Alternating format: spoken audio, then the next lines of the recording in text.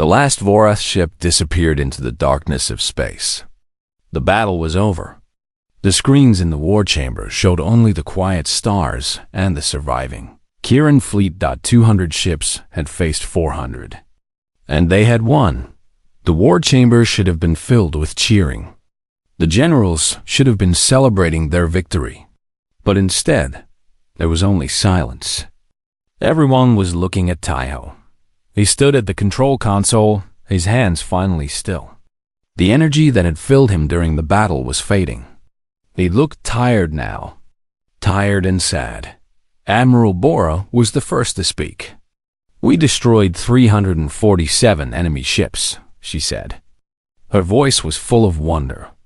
"We lost only 31. In our entire history, we have never had such a victory." "It is not my victory," Taiho said quietly. "It belongs to your captains and soldiers. They followed orders they did not understand. They trusted a human they had never met.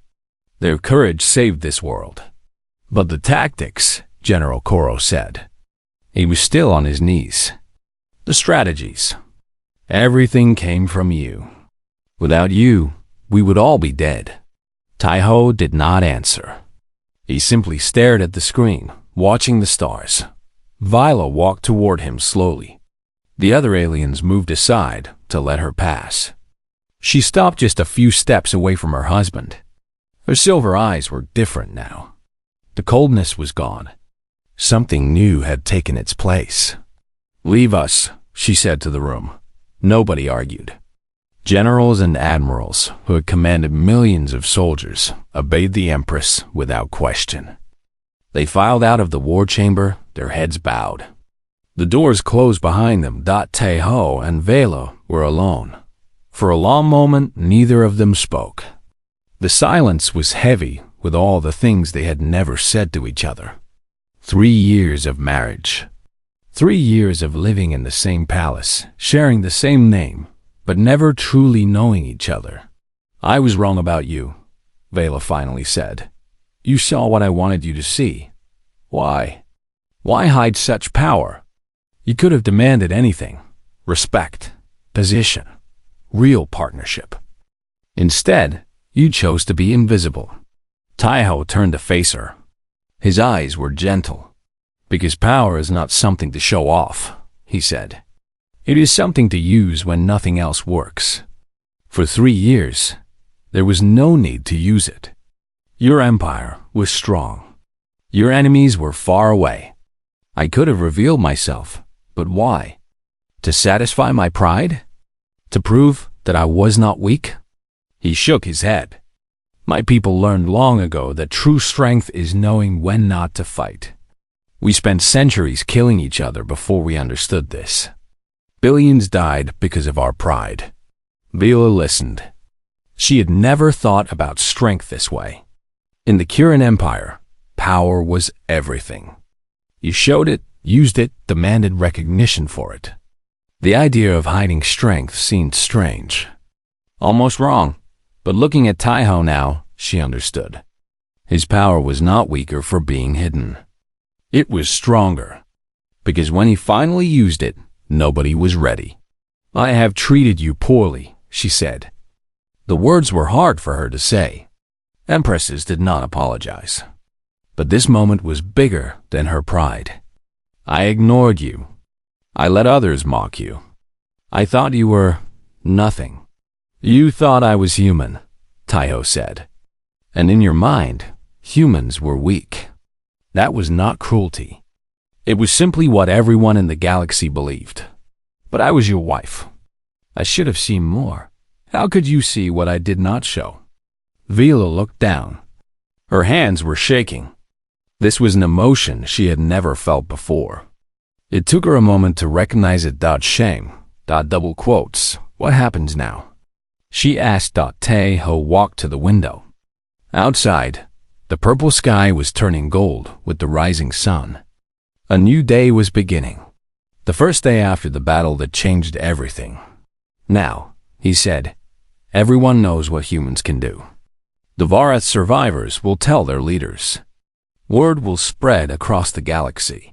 The small, weak species from Earth is not what they thought. Is that bad? It is complicated. Some will fear us. Some will want to destroy us before we become too strong. Others will want to be our friends. The universe just became more dangerous for my people. He turned to look at her. But also more dangerous for anyone who threatens them. Or threatens this empire. Vila moved closer to him. She stood by his side at the window, looking out at the same golden sky. You saved us, she said. You saved my world, my people, my entire empire. How can I ever repay such a debt? Taiho smiled. It was the first real smile she had ever seen on his face. There is no debt, he said. We are married. Your people are my people now. Your enemies are my enemies. That is what partnership means. Is that truly how humans think? That is how I think. And I hope, someday, that is how we all will think. Kieran and human. Together. Vila felt something warm in her chest. It was unfamiliar, but not unpleasant. She looked at this man, this strange, quiet, impossibly powerful man, and saw him clearly for the first time. He was not a pet. He was not a political tool. He was not even just a husband. He was something far more rare. He was a partner. Slowly, carefully, she reached out and took his hand. He looked at her with surprise. In 3 years, she had never touched him with any kindness. I would like to start again, she said. To know you properly. To be a real wife, not just a name on a document. Taiho squeezed her hand gently. I would like that too. They stood together at the window, watching the sun rise over the saved world. Behind them, the war chamber was quiet. The screens showed peaceful stars. The battle was over, and a new chapter was beginning. Outside, the news was spreading. Stories of the human who had saved the empire. The generals were telling everyone about the quiet husband who had become a legend in a single night. Servants whispered. Soldiers talked. By evening, every corner of the empire would know the name Taiho. But he did not care about fame. He did not care about power or glory. He cared about the hand holding his. The woman beside him. The chance to build something real from the ashes of misunderstanding. They will write about tonight, Vela said. In 1,000 years, they will still tell this story. Perhaps, Taiho agreed. But I hope they remember the right lesson. And what lesson is that? He looked at her with those gentle, ancient eyes. Never underestimate the quiet ones, he said. They are often the most dangerous of all. Vela laughed. It was a real laugh, warm and surprised. She had not laughed like that in years. Together, they watched the golden sunrise. 2 species. 2 worlds. 1 future dot, and for the first time, the Empress was not speechless from shock or fear. She was speechless because she had finally found hope. The battle continued for another hour. Taiho stood at the center of the war chamber, his hands dancing across the controls. He was like a musician playing an instrument that only he understood. Every command he gave was perfect. Every move he ordered saved lives. The Vorath were confused. Their admiral sent message after message, trying to understand what was happening. How could the weak Kiran suddenly become so strong? How could 200 ships fight against 400 and win? They did not know about the human. Second wave, break left, Taiho ordered. Third wave, hold position. Fourth wave, prepare for the hammer strike. The Kiran captains obeyed without question. They had stopped thinking about who was giving the orders. All they knew was that the orders worked. Ships that should have been destroyed were still flying. Friends who should have died were still alive. Vila watched her husband with growing amazement. She had conquered planets. She had defeated enemies that made grown warriors cry with fear. But she had never seen anything like this. Taiho was not fighting with strength. He was fighting with something else. Something she did not have a word for. "Empress," said Admiral Bora. Her voice was shaking. "The Vorath have lost 120 ships. We have lost only 18. 120 ships. In just over an hour." The numbers seemed impossible. "How?" General Koro asked. His pride was broken now. He was no longer mocking the human. He was simply trying to understand. Taiho did not stop working as he answered. "The Vorath fight with power. They have bigger ships, more weapons, stronger shields. They expect to win because they are stronger. But strength is not everything." He pointed at the screen. "Look at their formation. It is designed to crush enemies who fight directly. Attack and defend. Attack and defend. That is all they know. So we do not attack directly. We attack the spaces between their ships. We confuse them. We make them chase shadows. But our ships are not trained for this," Vela said. "Our captains have never used these tactics." "They do not need to be trained," Taiho replied. "They just need to follow my orders. I am their training tonight." He typed more commands. On the screen, a group of Karen fighters suddenly disappeared from sight. Where did they go? Admiral Bora asked. "They are using the gravity shadow of that moon," Taiho explained. "The Vora sensors cannot see them there. In 4 minutes, they will come out behind the enemy flagship." "You planned this? 4 minutes ago?"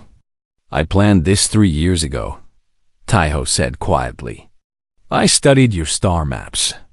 I memorized every planet, every moon, every asteroid. I knew that one day, this knowledge would be useful." The room was silent. 3 years. For 3 years, this human had been preparing for a moment that nobody thought would come. While they laughed at him and ignored him, he had been working, learning, getting ready. Vela felt something strange in her chest. Was it shame? Respect? She was not sure. "Tell us more," she said. "Tell us about these human tactics." "About this broken mirror." Taiho nodded, still watching the screens. "Humans have always been weak. We have no claws, no armor, no natural weapons. Other animals on our planet were faster, stronger, bigger. They should have killed us all, but they did not," Vela said. "No, they did not. Because we learned to fight differently. We learned to use our minds. We learned to make traps and weapons. We learned to work together in ways that no other creature could match." He paused to give another word to the fleet. Then he continued. "When we finally reached the stars, we found that we were still weak.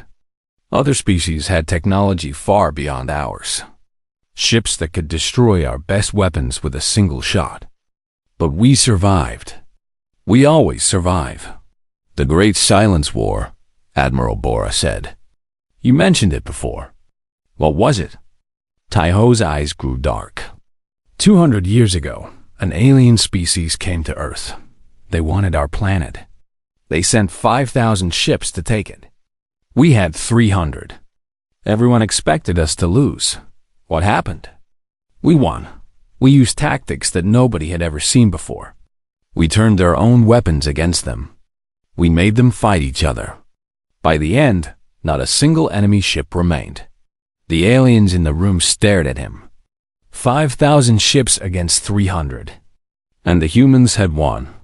After that war, Taiho continued, humans decided to hide our true nature. We pretended to be weak. We acted like we were just another young species trying to survive. We let others underestimate us. Why? Vila asked. Because we learned something during that war. We learned that we are dangerous. Not just to our enemies, but to everyone. When humans fight with all our power, terrible things happen. Things that haunt us still. He finally turned to look at Vila. His eyes were old. So much older than his face. We locked away our war protocols. We buried the tactics and weapons that made us terrifying. We promised ourselves that we would never use them again unless we had no other choice. And now? Now I have no choice. Your people will die. My people will be next. So I am unlocking what we hid. I am using the forbidden gifts of humanity. On the screen, the Kirin fighters emerged from behind the moon. They struck the Varath flagship exactly as Taiho had predicted. The massive ship exploded in a ball of fire. The enemy fleet began to scatter. They were running. The mighty Varath, who had never retreated from anything, were running from a battle they should have won. General Koro fell to his knees. "We are winning," he whispered. "We are actually winning." Taiho watched the enemy flee. His face was not happy. It was sad. "This is what humans are," he said softly. "This is what we hide from the galaxy. We are not weak. We have never been weak. We simply choose not to show our strength." He looked at Vila. "Now you know the truth. Now you understand what your husband really is." Vila said nothing. She could not speak. For the first time in her life, she was truly speechless. The battle was almost over. The Varath were broken. The homeworld was saved. And everything had changed because of one quiet human who had waited 3 years for this moment. Because of Taiho. The lights in the war chamber flickered. Every screen went dark for a moment. Then they came back on, but something was different. The maps had changed. The displays showed new information. Strange symbols appeared that nobody recognized. General Koro looked around with confusion. "What is happening? Is this an attack on our systems?" Admiral Bora checked her console. "No, General. Someone is accessing our military network from inside the palace." "Inside? That is impossible. Only the highest commanders have that access." The main doors of the war chamber opened. Everyone turned to look. And there, standing in the doorway, was Taiho, the quiet human husband. The pet. But something about him was different now. He walked into the room with confidence. His back was straight. His eyes were sharp and focused. This was not the same man who had sat silently at the end of dinner tables. This was someone else entirely. "What are you doing here?" General Koro demanded. "This is a restricted military operation. Guards, remove him."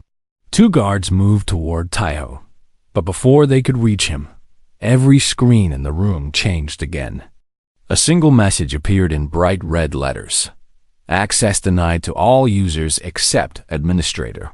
"What is this?" Vila asked. Her voice was calm but dangerous. Taiho looked at her directly. For the first time in 3 years, he spoke to her as an equal. "Empress," he said, "I am the administrator now." The room went silent. Nobody moved. Nobody spoke. They all stared at the human like he had grown a second head. "Explain yourself," Vila said. Taiho walked to the main control console. His fingers moved across the keys with speed that surprised everyone. New windows opened on the screens. Data flowed like water. "For the past 3 years, I have studied your systems," he said.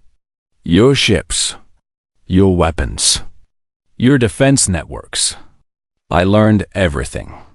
And I created backdoors that nobody could find." "You hacked our military?" Admiral Bora said with shock. "I prepared for this moment," Taiho replied. "I knew something like this would happen eventually.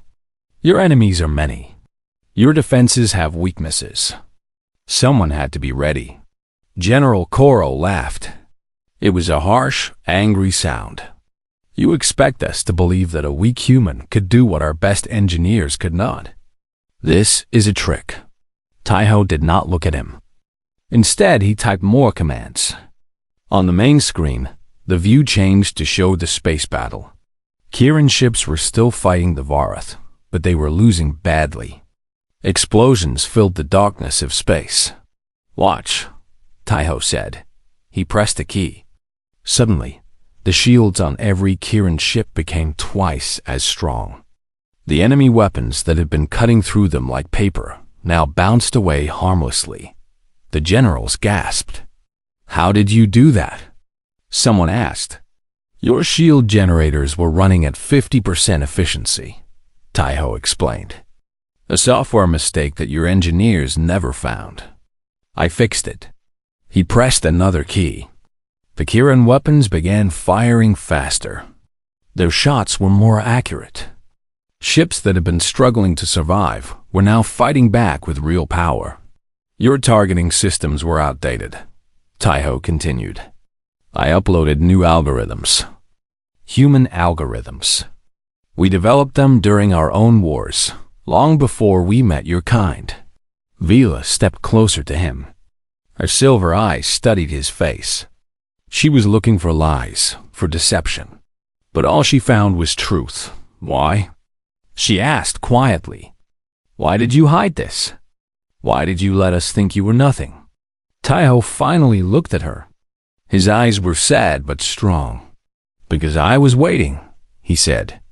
"Waiting to see if you would ever need me. Waiting to see if this alliance was worth protecting. Waiting to understand if your people deserved to survive." "And what did you decide?" "I decided that every species deserves a chance. Even those who mock what they do not understand." He turned back to the console. More commands. More changes. The battle on the screen was shifting. The Vorath advance had stopped. The Kieran ships were holding their ground. "This is not enough," Taiho said. "We have slowed them down, but we cannot win with defense alone. We need to attack. Attack." General Koro stepped forward. "We are outnumbered 2-1. An attack would be madness." "An attack with your strategies would be madness," Taiho agreed. "But I'm not using your strategies." He opened a new file on the screen. It was filled with complex diagrams and battle plans. The aliens looked at it with confusion. They had never seen anything like this. "This is called the Broken Mirror Formation," Taiho explained. "Humans created it 200 years ago, during the Great Silence War. We used it to defeat enemies with 10 times our numbers." "That is impossible," Admiral Bora said. "That is human," Taiho replied. He began issuing orders. His voice was calm and clear. Ship captains who had been panicking moments ago now listened carefully. They followed his commands without question. Something in his voice made them trust him. The Kieran fleet began to move in strange patterns. Ships that should have been together split apart. Ships that should have retreated moved forward. From the outside, it looked like chaos, but Taiho knew exactly what he was doing. "The Vorath expect you to fight like Kieran," he said. "They have studied your tactics for centuries. They know every move you will make before you make it. So we will not fight like Kieran. We will fight like humans." On the screen, the Vorath fleet tried to respond to the strange movements. But their formations were too rigid. Their commanders were confused. They had never seen anything like this before. "Now," Taiho said, "all ships fire at Sector 7. Every Kieran ship fired at the same moment. Their shots converged on a single point in the enemy fleet. The explosions were massive. 30 Vorath ships disappeared in an instant. The war chamber went silent again. But this time, it was not confusion. It was awe. General Koro stared at the screen with his mouth open. Admiral Bora had tears in her eyes. The other officers looked at Taiho like he was a god. Vela stood beside her husband and watched him work.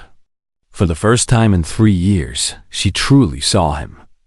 Not as a political tool, not as a pet, but as something far more powerful than she had ever imagined. "Who are you?" she whispered. Taiho smiled softly. "I am just a human," he said. "And this is what humans do. We survive. We adapt. We win." He turned back to the battle. The war was not over yet. The alarm came in the middle of the night, a loud screaming sound that filled every corner of the palace. Red lights flashed on the walls. Servants ran through the halls in panic. Guards rushed to their positions with weapons in their hands. Taiho woke up immediately. He had been waiting for something like this. He could feel it in his bones for weeks now. Something bad was coming. And now it was here. He got dressed quickly and walked out of his room. The halls were chaos. Aliens were shouting and running in every direction. Nobody paid attention to him. He was still invisible, even now. He made his way to the war chamber. It was the largest room in the palace, filled with screens and maps and holographic displays. This was where all the important decisions were made. This was where the fate of the Empire would be decided tonight. The doors were guarded by 6 soldiers. They looked at Taiho with surprise. "Human," one of them said. "This area is restricted. Go back to your room." "I am the Empress's husband," Taiho said calmly. "I have the right to be here." The guards looked at each other. They did not know what to do. Technically, he was telling the truth. But nobody had ever seen the human husband at a military meeting before. Before they could decide, the doors opened from inside. General Koro stood there, his golden eyes burning with anger. "Let him in," the general said with a cruel smile. "Let the pet watch. Perhaps he will learn what real power looks like." Taiho walked past the guards without a word. He entered the war chamber and saw something that made his heart heavy. The room was filled with panic dot on the main screen. Hundreds of enemy ships were approaching the Kiran homeworld. They were big and black and covered with weapons. Their formation was perfect. Their speed was terrifying. "The Varath," someone whispered. "The Varath are here." The Varath were the oldest enemy of the Kiran Empire. They had been at war for centuries. Both sides had won battles and lost battles. But never before had the Varath attacked the homeworld directly. This was different. This was an invasion. Empress Vila stood at the center of the room. She was wearing her battle armor, and her silver eyes were focused on the screens. She looked calm, but Taiho could see the tension in her shoulders. She was worried. "How many ships?" she asked. "Over 400, answered Admiral Bora. Her voice was shaking. "Our fleet has only 200. We sent most of our ships to the border last month. Call them back. It will take 3 days for them to return. The Varath will reach us in 6 hours. Silence fell over the room. Everyone understood what this meant. They were outnumbered. They were unprepared. They were going to lose. General Koro stepped forward. "We must fight. We must send everything we have." "That is suicide," said another general. "They will destroy our fleet in hours. Then nothing will stop them from bombing the planet." "Then what do you suggest? Surrender?" Arguments broke out across the room. Generals shouted at each other. Admirals pointed at maps and screens. Everyone had a different idea, and none of them were good. Taiho stood in the corner and watched. He studied the enemy formation on the screen.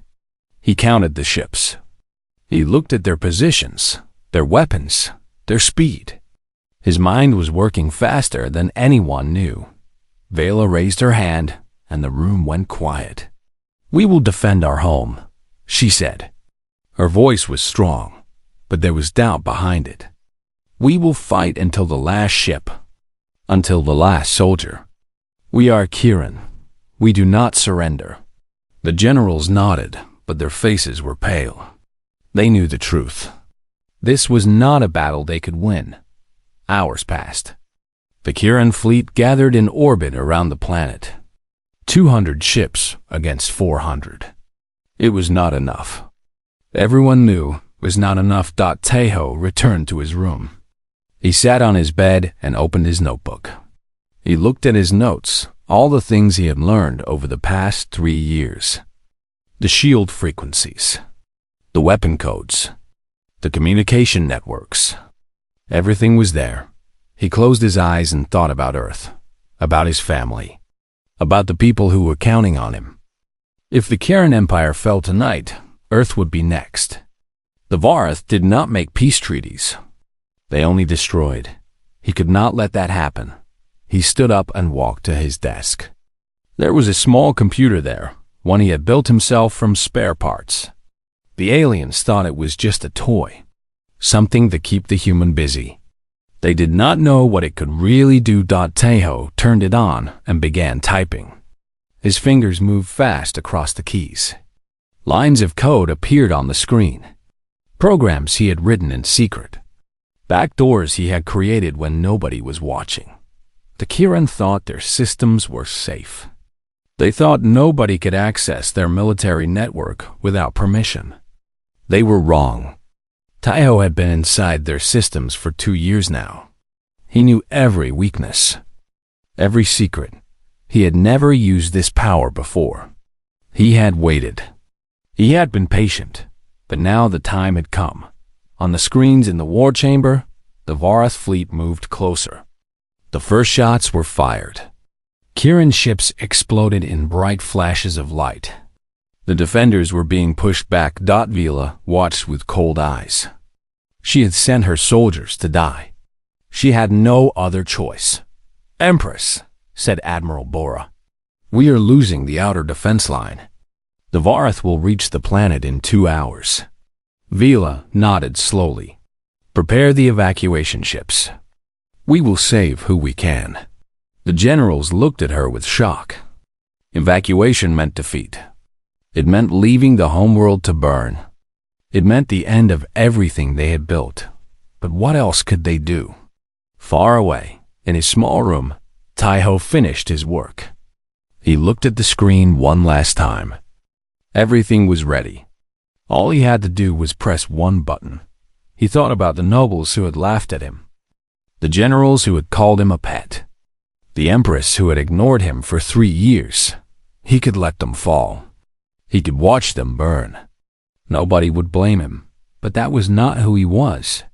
Taeho pressed the button, and everything changed. The palace of the Kieran Empire stood tall against the purple sky.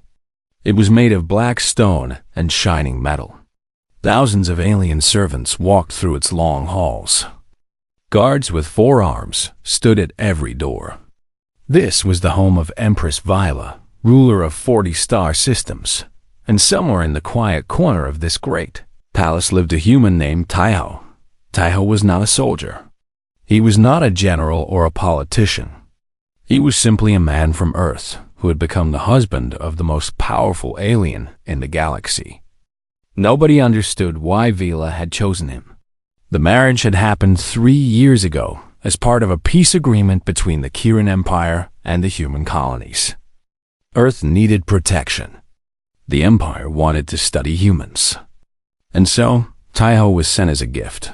He never complained. He never spoke loudly. He spent his days reading in the library or walking through the gardens. The alien nobles looked at him like he was a small animal, something weak, something that did not belong. "Look at him," said General Korra one morning. He was a tall alien with gray skin and golden eyes. His voice was loud enough for Taeho to hear. "The Empress keeps a pet human." "How amusing." The other generals laughed. Their sharp teeth showed when they smiled. Taeho did not react. He simply continued walking, his hands behind his back, his face calm. This was his life now. He had accepted it long ago. Vila was beautiful in the way that storms are beautiful. Her skin was pale blue, and her eyes were like liquid silver. She moved with grace and power. When she spoke, everyone listened. When she was angry, planets trembled. She was born to rule, and she did it well. But she did not love Taeho. She barely noticed him. Their marriage was a political tool. Nothing more.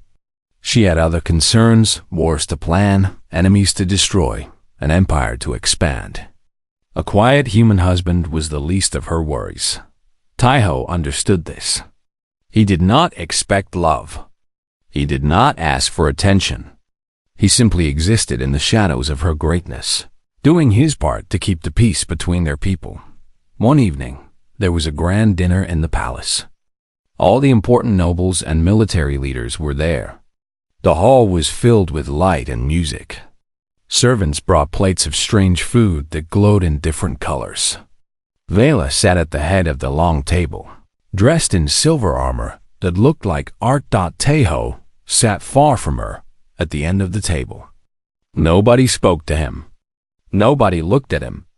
He was invisible. "I heard the humans on Earth are struggling," said Admiral Bora. She was an older alien with scars on her face. "Their ships are weak. Their weapons are old. Without our protection, they would be destroyed in a single day." "They are a young species," said another noble. "Give them time. Perhaps in 1,000 years, they will matter." Everyone laughed again. Tahoe picked up his glass and took a small drink. His eyes moved slowly around the room. He watched the generals boast about their victories. He watched the nobles show off their expensive clothes. He watched Vela smile politely at her guests while her mind was clearly somewhere else. Nobody noticed him watching. Nobody ever did. Later that night, Tahoe walked alone to the dark halls of the palace. The guards ignored him. The servants walked past him without a word. He was like a ghost in this place. He stopped at a window and looked out at the stars. Somewhere out there was Earth, his home, his people. They were counting on this marriage to keep them safe. They were counting on him. He touched the cold glass with his fingers. "I will not fail you," he whispered to the stars. "No matter what they think of me." There was a sound behind him. Footsteps. He turned and saw Viola standing in the shadows. She was still wearing her silver armor. Her silver eyes glowed faintly in the darkness. "You are still awake," she said. Her voice was cold, but not cruel. "I could not sleep," Tahoe replied. She walked closer to him. For a moment, she just looked at him, studied him, like he was a puzzle she could not solve.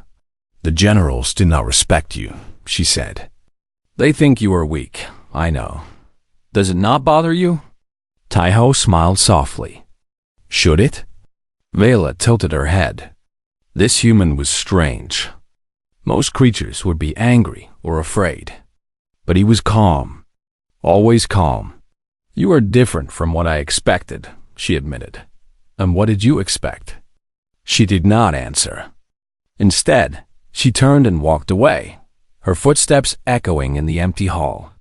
Tahoe watched her go. Then he turned back to the window and looked at the stars once more. The days continued like this. Tahoe remained quiet. The nobles continued to mock him. Vela continued to ignore him. But something was changing. Small things that nobody noticed. Tahoe spent more time in the engineering wing of the palace. He asked questions about the ships, the weapons, the defense systems. The alien engineers thought he was just curious. Just a bored human looking for something to do. They answered his questions without thinking twice. He learned about the shield generators. He learned about the communication networks. He learned about the secret codes that controlled the entire military grid. He remembered everything. At night, when the palace was quiet, Tahoe sat in his room and wrote in a small notebook. He wrote in an old human language that no alien could read. Pages and pages of notes, plans, ideas. Nobody knew what he was doing. Nobody cared enough to ask Dodd, but Tahoe was patient. He had been patient his whole life. He knew that one day, the time would come. One day, they would need him. And on that day, he would be ready. Until then, he would remain the quiet husband, the overlooked human, the pet. He closed his notebook and looked out the window at the stars. "Soon," he whispered. "Very soon."